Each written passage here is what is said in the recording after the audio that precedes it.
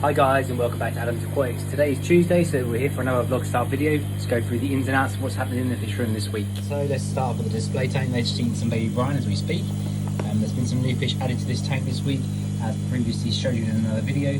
So there's this nice blue killifish male at the back there. He's just settling in nicely. There's an Aviaxis female, Histogramma Aviaxis female. She's just knocking about somewhere. She's quite active, but she does like to hide in this little cave here. She's taking up residence in there, and there is also a blue killifish female in here also. These are an annual killifish, so we are going to be looking to breed these guys. We're just waiting for new setups to arrive. There she is there. We're just waiting for new setups to arrive in order to set up new tanks, in order to get these guys going. Obviously this will be really important to keep them going, otherwise they will last longer than a year. I have just seen the Aviaxis female, seeing if I can get some video of her for you guys. She's at the back behind that big Simon's alligator. I don't know if you can see her. If not, I'll try and get some more footage of her later. So down in the shellies, they've really settled in nicely. I had to put in a lot more shells because this guy here is getting very aggressive. With everybody else in the tank, he's really trying to dominate the tank. This should be big enough for them. This should be big enough for these guys. So I put in loads more shells, and they seem to be settling in okay. I need to get some sort of plant for this tank. I'm not really too sure what I'm going to get, because I'm not really sure what these guys won't uproot, because they've been moving loads of sand. This was really deep. It was about this deep at the back there, and they've moved it all to here. They buried loads of sand, loads of shells. But they're really fun to watch, and I'm really enjoying these guys in the fish room. They've got nice big fat pot bellies at the moment because they've just been eating a load of Ryan shrimp. I might put a little bit more in there for them so you guys can see me. Here we go.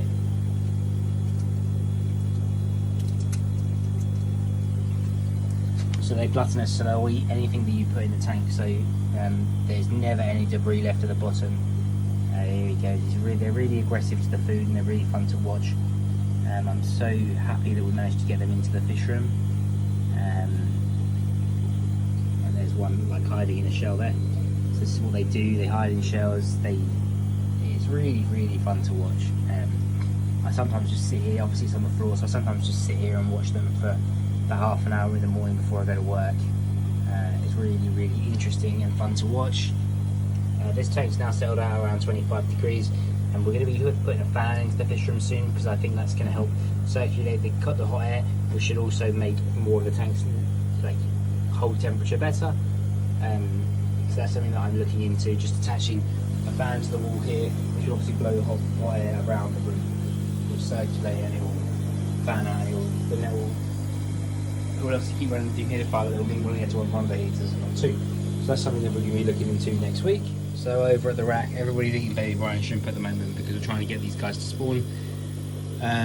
So this week, on Thursday last week, just as I was trying to film a video, there was obviously this pipe that was here. Apollo had got himself stuck in it, so I obviously hoiked him out, and him and Aphrodite were both in there.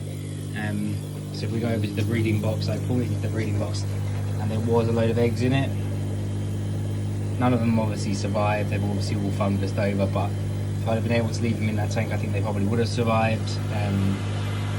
Bit sad, but it just means we've just got to wait a little bit longer now in order to get these guys to spawn, but they're clearly ready. She's been guiding that little cave for a little while now. Hopefully in the next couple of days we'll see some fry. May able to get some video of them for you. Obviously you can now see all of the baby brine shrimp on video, so we should be able to see fry on video. So that's the plan going forward with these guys. Moving on to the big chonkers. The fry, they're getting on great. Like this I think he's a male because about his size. He's getting massive. He's getting ready. And you can see he's got nice orange flash coloration with fantastic finnage. He looks great. Whereas this guy looks more like a triple red. So I think we're gonna have a mix of what they look like in this batch. Really quite proud of these guys. We'll be getting rid of them soon, like I mentioned in the last video. The one McMaster I fry. we can focus on him. There he is. Since I've been putting brine shrimp in for him daily, he seems to be growing a lot faster.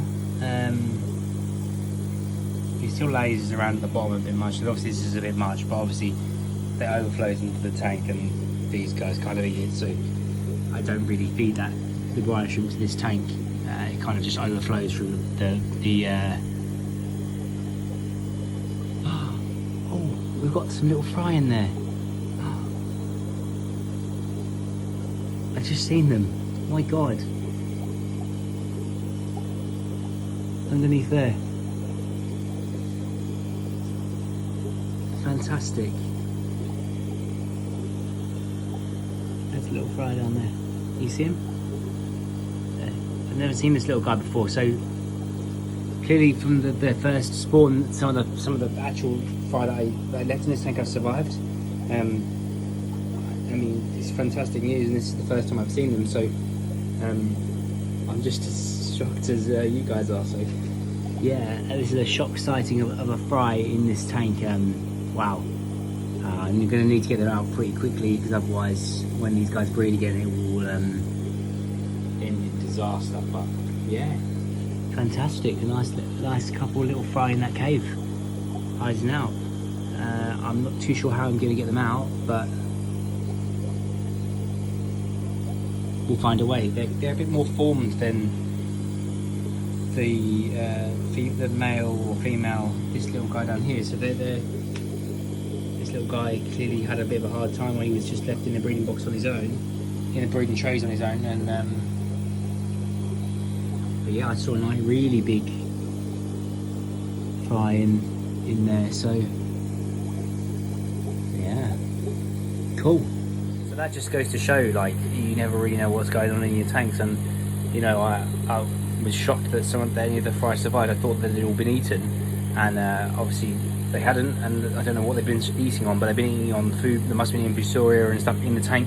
And yeah, it's fantastic. I need to now try my best to hook this little guy or girl out and get them into this breeding box ASAP.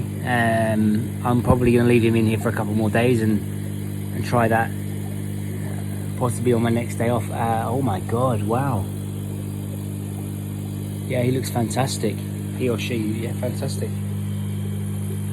Wow, I'm shocked. Guys, honestly, I'm really shocked about this fry that survived in that tank. It's been quite shocking for me. I'm quite surprised that Mars tolerated him, to be quite honest, because Mars didn't tolerate any other fish in the display tank when he was in the display tank. So it just goes to show that maybe fish, when they're the parents of these fish, they know that they're the children and that they look after them. And that can only be my only assumption here, is that's what's gone on here, because like I said, Mars has not tolerated any other fish in his tank ever. So I'm honestly shocked. But there's at least 2 in there that I've seen. So I'm gonna have to try my best to get them out. Whether that means turning the whole tank upside down, I'm not too sure, because it's not something I really want to do. Maybe we'll try and entice them out by putting some baby brine shrimp at the front of the tank. I haven't been doing that because I didn't think there was any fry in there. The only reason I put brine shrimp in there at the moment is trying to make Mars and Venus like breed. So I'm probably gonna have to just dump a bit of brine shrimp, baby brine, in at the front. Try and get these babies to come to the front, and try and hook them out with net.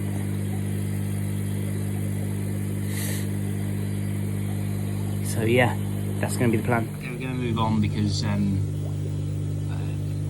I've got some really fantastic fish in this fish room.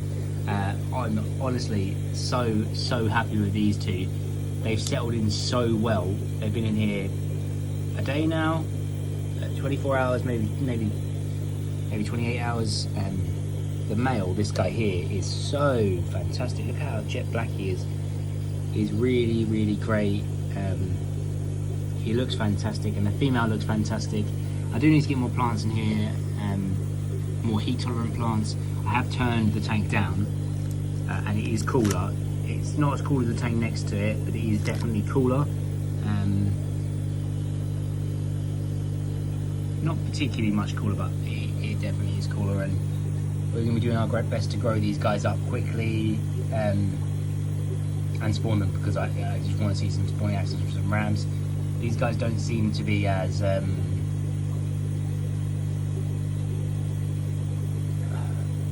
aggressive as Kaya.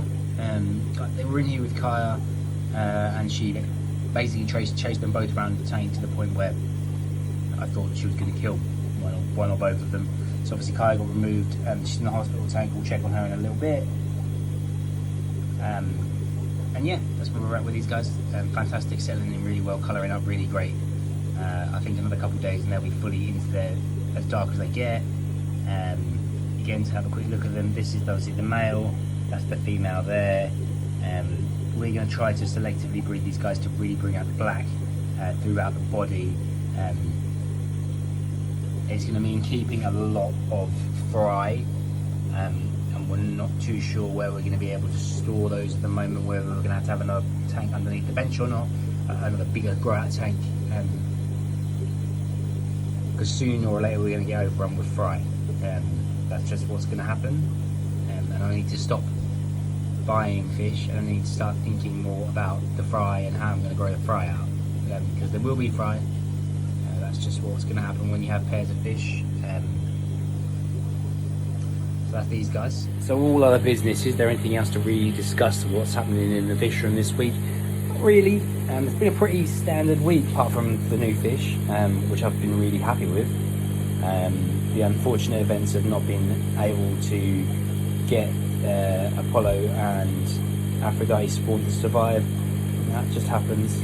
I'll show you Kai quickly because I want you to all to see that she's still fine. There she is, she's fine. She's being fed recently, she's still in great coloration.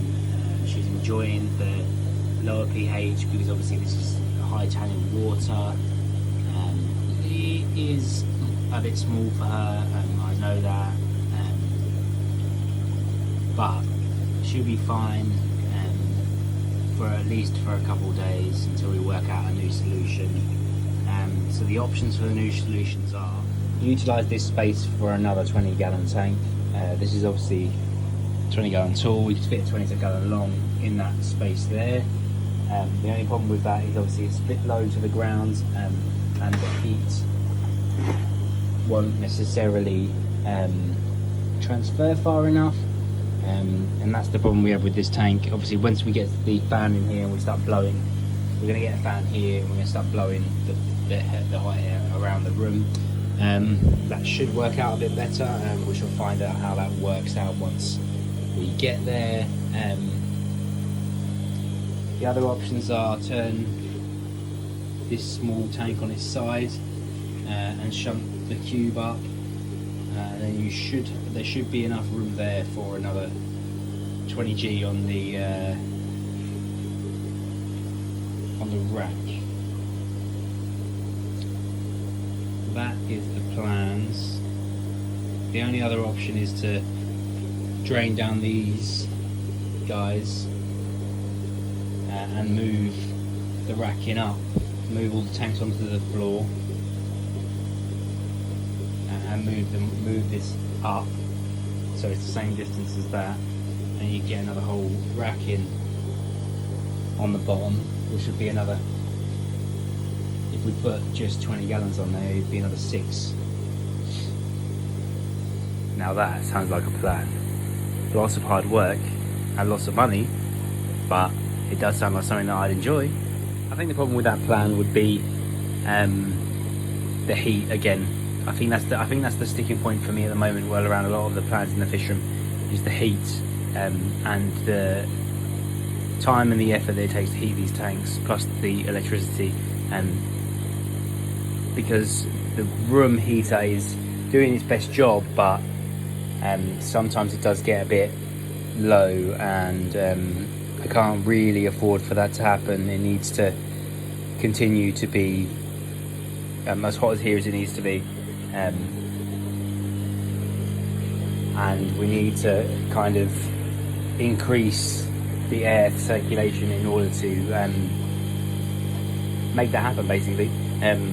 So that's what we're going to do. We're going to put a couple fans in here, rotating fans that will rotate the heat throughout the room. It should heat the room a bit better, and it should make this room a bit warmer, in order to heat the tanks and remove the tanks. Remove, apart from for the round, remove the one heater that we've got in here, because that's what we need to do. That was the plan in the beginning of the fish room, was to centralise it, and obviously since then we've kind of gone back on that because we were a bit concerned around the shellies because they were on the low shelf, and now I'm not too concerned about it, especially coming into summer in the UK. I shouldn't really be worried about it. I need to just go for it and see what happens. I just want to see if I can get a 4K HD video of my little blue killie. I haven't come up with a name for him yet. You can see his face there. Or for the black ramjet, but we will come up with some names by the next video. Obviously, still mythological names, because that's what we like in this fish room. Yeah, it's fantastic. I really want to. If you're after like a marine fish colour in a tropical fish, killifish is the way to go. They are unreal, especially these blue killies. I'm going to get the actual the scientific name for the next video, but they're unbelievable. Look at this guy. He's got electric blue fins with red throughout his body, orange face. He is unreal. And if we get some breeding going with these guys, I think we can kind of really corner the market on these, because you don't really see them very often, and he's fantastic. He looks absolutely fabulous. He's a great specimen as well, great shape. We just need to just get him out of his shell a little bit. This might be one for a species profile in the future once he gets his own tank. He will be getting his own tank, whether that's like we talked about the plans for the bottom shelf down there, or whether that's just literally just here and we get rid of this little tank and just get a 20G to just go on there. That could just be the plan to go forward. We just move the brine shrimp hatcheries up here next to the grow out, next to the grow out boxes, which would centralise everything anyway. Like it would essentially put the baby food next to the baby rather than on another shelf. So that's potentially what we're going to be doing. We've also got the unutilised space up here, so there is more room for more grow out and for more tanks, and that's probably something that we're going to look into in the next couple of weeks. So that's kind of the happenings in the fish room this week. I hope you've enjoyed the video. We'll join me again on Thursday for what is probably going to be me going to buy some fans and like setting them up in the fish room, see if that helps to make the fish room more efficient. We're all about efficiency now and lowering electricity bills. So yeah, that's going to be the plan. Obviously we've got the humidifier, but hopefully a fan that will circulate in hot air will make it a bit better, because the probe I have to put here, you can't see it and I'm not going to turn the camera around now, but basically that's what we're going to be doing on Thursday's video. If you've liked this video, please make sure you like and subscribe. I thank you for watching, and I will see you on Thursday. See you next time.